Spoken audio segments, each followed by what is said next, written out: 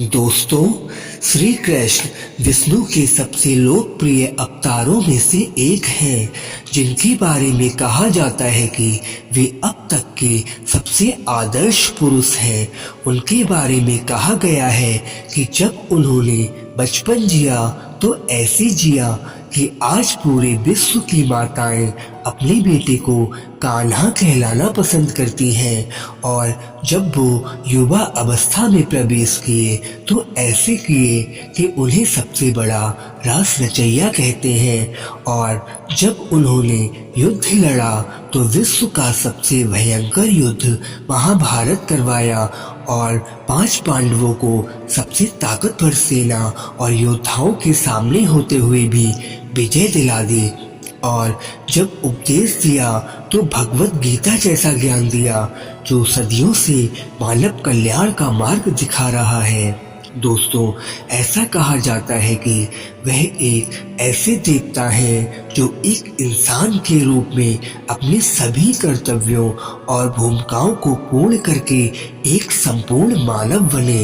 वह हम सबके लिए प्रेरणा स्रोत हैं, और यहाँ तक कि जो लोग भगवान और पौराणिक कथाओं में विश्वास नहीं करते हैं, वे भी इस बात से इनकार नहीं कर सकते कि उनकी शिक्षाएं जीवन के लिए मूल्यवान नहीं हैं। कृष्ण ने निष्कलंक जीवन जिया और उनके जीवन का हर पड़ाव मानवता के बारे में एक सीख है। इस तेज रफ्तार वाली दुनिया में हर व्यक्ति को जीवन में कठिनाइयों का सामना करना पड़ रहा है। हम कम सहनशील हो गए हैं और परिणाम हमारे हर काम का केंद्र बिंदु बन गया है। हमें जीवन में बहुत कम चुनौतियों का सामना करना पड़ता है, लेकिन हमारा जीवन अस्त व्यस्त लगता है। मानव जाति एक शांतिपूर्ण और शांत जीवन प्राप्त करने के लिए प्रयासरत है। हमारे बिखरे हुए विचार ही हमें हमारे वांछित पथ से भटका रहे हैं, और जिसके परिणाम स्वरूप और अधिक जटिलताएं पैदा हो रही हैं। दोस्तों, ये भगवान श्री कृष्ण की दक्ष शिक्षाएं आपको जीवन जीने के तरीके को बदल देंगी। नंबर 1, आपको हमेशा परिणामों की चिंता किए बिना अपना कर्तव्य निभाना चाहिए। तो दोस्तों, श्री कृष्ण ने समझाया है कि हम अपने कर्तव्यों को पूरा करने के लिए पैदा हुए हैं, जिसके हम हकदार हैं। हमें हमेशा स्वामित्व की भावना के बिना काम करना चाहिए, और जीवन में कभी भी किसी भी चीज से बहुत ज्यादा लगाव नहीं रखना चाहिए।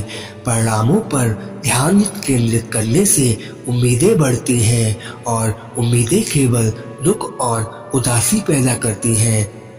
नंबर 2, अपने जीवन में सभी भूमिकाएं ईमानदारी और दिल से निभानी चाहिए। तो दोस्तों, जीवन में हमारी कई अलग अलग भूमिकाएं हैं, जैसे बेटी बेटे, पति पत्नी, बहन भाई, दोस्त, गुरु और कई अन्य लोगों की भूमिका। श्री कृष्ण ने सिखाया है कि आपको जो भी भूमिका मिले उसे हमेशा प्रसन्नता और ईमानदारी से निभाना चाहिए। हमारे मन में उनमें से हर एक जिम्मेदारी के प्रति समर्पित भाव होना चाहिए। नंबर 3, सब कुछ अच्छे के लिए होता है। तो दोस्तों, भगवान श्री कृष्ण के अनुसार हर कोई अपने कर्मों का फल भोग रहा है। हम अपने अतीत, वर्तमान या भविष्य के बारे में कुछ नहीं कर सकते। आपको लग सकता है कि जीवन में कुछ भी ठीक नहीं हो रहा है, लेकिन इस पर चिंता करने से आपको कोई फायदा नहीं होगा, क्योंकि समय बीतने के साथ आपके दुख का कारण सामने आ ही जाएगा। हमें हमेशा वही मिलता है जो हमारे लिए अच्छा होता है, इसलिए हमें हर चीज पर नियंत्रण करने की कोशिश करना बंद कर देना चाहिए। नंबर 4, जितना आप प्राप्त करते हैं उससे अधिक आप दूसरों को दें। दोस्तों, हम एक दिन मरने के लिए ही पैदा हुए हैं।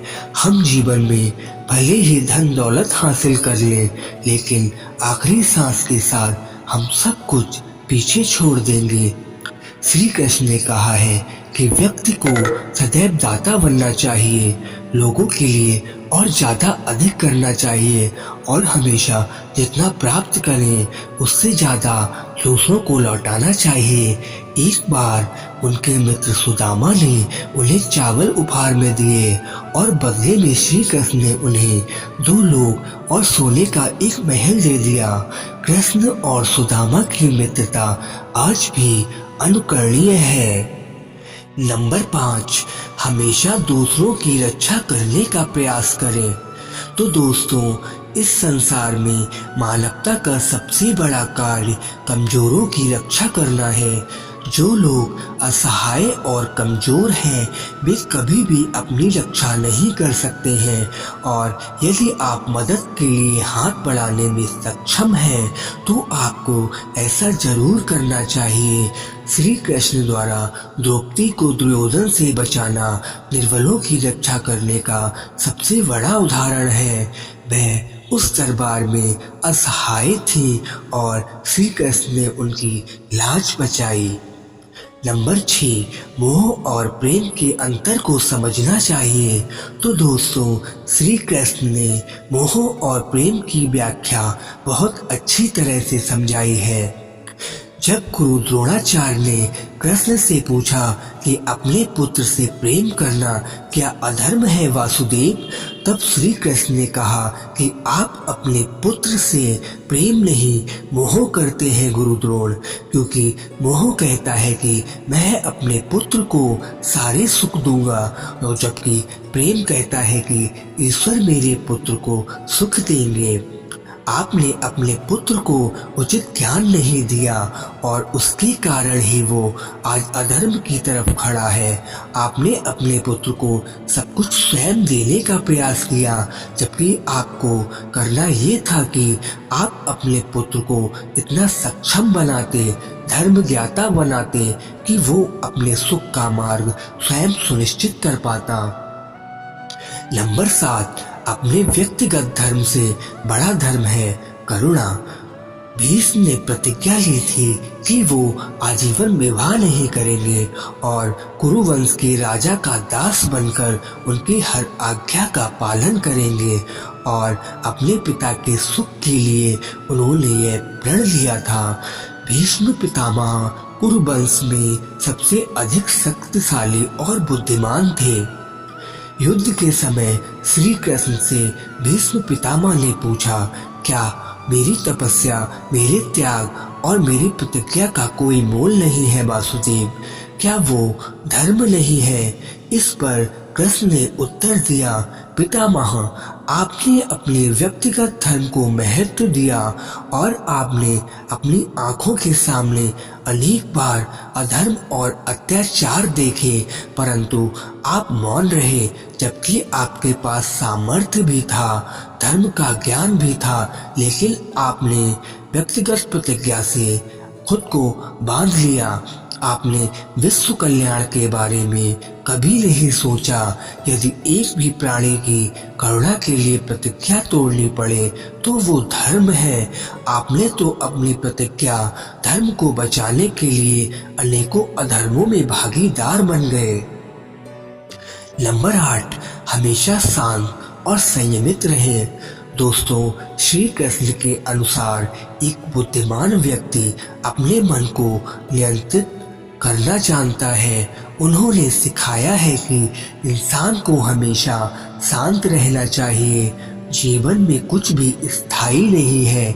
हमें कभी भी भौतिकवादी चीजों को गंभीरता से नहीं लेना चाहिए। श्री कृष्ण ने साधारण जीवन के साथ साथ राजसी जीवन भी जिया, लेकिन जीवन के दोनों चरणों में वे तटस्थ रहे। नंबर 9, आपको हर समय हीरो की भूमिका निभाने की जरूरत नहीं है। दोस्तों, कई बार ऐसा हुआ जब कृष्ण ने किसी लड़ाई से बचने के लिए या किसी स्थिति से निपटने के लिए हीरो की भूमिका निभाई, क्योंकि वह जानते थे कि हर बार हीरो की भूमिका निभाना जरूरी नहीं है। कालियावन से युद्ध करने की बजाय उन्होंने युद्ध से भागकर एक गुफा में छिपने का मार्ग चुना, क्योंकि उसको मारना संभव नहीं था और उस गुफा में सो रहे एक ऋषि के हाथों उस कालेवान को भस्म करवा दिया। हमें हमेशा स्थिति को सर्वोत्तम तरीके से संभालना आना चाहिए और इसके लिए यदि हमें अपने अहंकार को दबाने की आवश्यकता है तो हमें यह जरूर करना चाहिए। कभी कभी नायक की भूमिका निभाने से दूसरों को नुकसान हो सकता है, इसलिए यह महत्वपूर्ण है कि हम शांत रहें। नंबर 10, अपने आप को कभी कम मत समझो। तो दोस्तों, श्री कृष्ण को अक्सर द डार्क वन कहा जाता है और कई लोगों ने उनका अपमान करने की कोशिश की क्योंकि उनका रंग काला था, लेकिन उन्होंने कभी भी खुद को तुच्छ नहीं समझा। उन्होंने सिखाया है कि हर कोई अद्वितीय पैदा हुआ है और आपको दूसरों को खुद को हीन महसूस नहीं कराने देना चाहिए।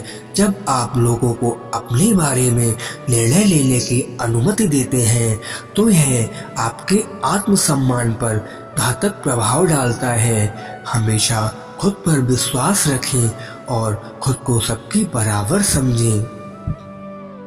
दोस्तों, श्री कृष्ण का जन्म कारावास में हुआ। जन्म के साथ ही वो अपनी माँ से दूर हो गए। फिर माँ यशोदा मिली। 14 वर्ष तक वो वृंदावन में रहे। फिर वहाँ से सब कुछ छोड़कर उन्हें मथुरा जाना पड़ा। कंस से युद्ध करने के मात्र 14 वर्ष में उसके बाद जरासंध के बढ़ते आक्रमण से मथुरा की प्रजा को बचाने के लिए सुदूर द्वारका में जाकर बसना पड़ा, लेकिन वो हमेशा मुस्कुराते रहे।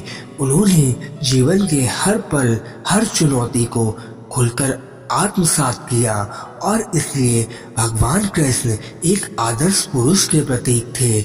वह जानते थे कि सम्मान के साथ जीवन कैसे जीना है। उनका मन बहुत शांत था, जिसके कारण उन्होंने जीवन में सर्वोत्तम निर्णय लिए। जहाँ हम अपने दैनिक जीवन में शांति पाने के लिए संघर्ष करते हैं, वहीं कृष्ण ने बड़ी से बड़ी लड़ाइयों को आसानी से निपटा लिया। भगवान कृष्ण की 10 शिक्षाएं उनके ज्ञान के सागर की एक बूंद मात्र है, लेकिन यदि आप इनसे प्रेरणा ले सके तो आप एक बेहतर जीवन जीना शुरू कर देंगे। राधे राधे।